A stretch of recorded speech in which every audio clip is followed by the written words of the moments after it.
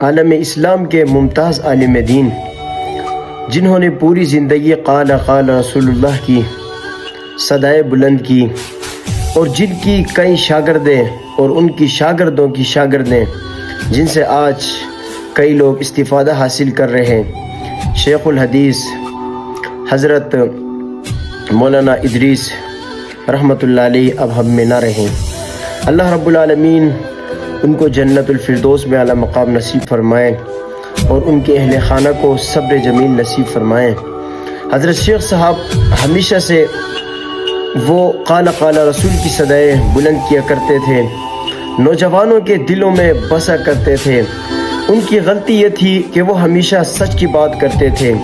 اور وہ ہمیشہ حق کی بات کرتے تھے، اور اس پاکستان کے اندر خصوصی طور پر حق کی بات کرنا اتنی مشکل ہوتی ہے کہ آپ کا جینا ممکن ہی نہیں ہوتا۔ اب شیخ صاحب ہم میں نہ رہیں، اور انشاءاللہ العزیز شیخ صاحب کے لیے ہم ہمیشہ سے میدان میں رہیں گے۔ جس طریقے سے علماء کو ٹارگٹ کیا جاتا ہے، پھر ان کے قاتلوں کو جس طریقے سے غائب کیا جاتا ہے، اب یہ انشاءاللہ ہم ہونے نہیں دیں گے۔ حضرت شیخ صاحب رحمۃ اللہ علیہ نور اللہ مرقدہ، اللہ رب العالمین ان کو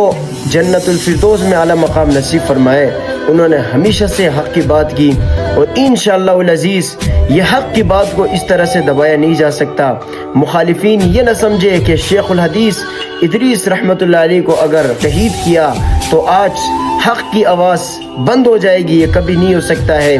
شیخ ادریس رحمۃ اللہ علیہ کی یہ صدا جو انہوں نے پودا لگایا، انشاءاللہ العزیز ان کے لگی ہوئی پودے سے انشاءاللہ العزیز لوگ استفادہ حاصل کرتے رہیں گے، اور مخالفین کو ہم اتنا جواب دیں گے کہ انشاءاللہ العزیز اس دنیا میں اگر آپ کو ہم صدا نہ دا پائے تو انشاءاللہ آخرت کے دن اس محشر میں جہاں ہر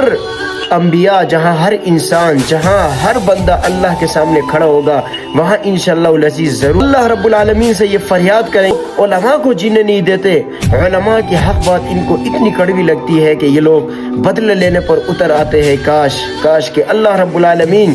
اس پاکستان کے اندر امن کو قائم کرے، اور اللہ رب العالمین اس طرح کے لوگوں کو جو علماء کو ٹارگٹ کرتے ہیں، اگر ان کو نصیب میں ہدایت ہے، ان کو ہدایت دے، اگر ہدایت نہیں ہے تو ان کو چن چن کر اس دنیا سے ختم فرمائے۔ شیخ الحدیث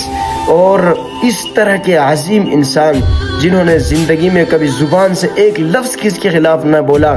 جن کے خلاف کئی باتیں ہوئی، انہوں نے خاموشی اختیار کی، آج ہم سے ہمارے شیخ کو چھینا کیا۔ اللہ رب العالمین ان کے درجات کو بلند فرمائے اور ان کو اپنا عظیم جنت نصیب فرمائے۔ ان کے جتنے شاگرد اہل